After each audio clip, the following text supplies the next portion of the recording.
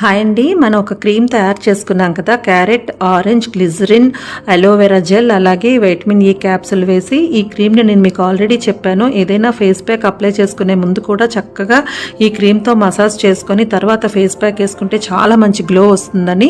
అయితే ఇప్పుడు నేను ఏదైనా ఫేస్ ప్యాక్ మిక్స్ చేయడానికి అవసరమైన లిక్విడ్ని చేసి చూపిస్తున్నాను. మిల్క్, రోజ్ వాటర్కి బదులుగా ఇప్పుడు తయారు చేసిన ఈ లిక్విడ్తో కలిపి పెట్టుకోండి. మీ స్కిన్ చాలా బాగుంటుంది. దానికోసం బనానాను తీసుకున్నానండి. బనానాలో స్కిన్ని మాయిశ్చరైజ్ చేసే గుణాలు చాలా ఉంటాయి. దాంట్లో మనం చియా సీడ్స్ అని దొరుకుతాయి.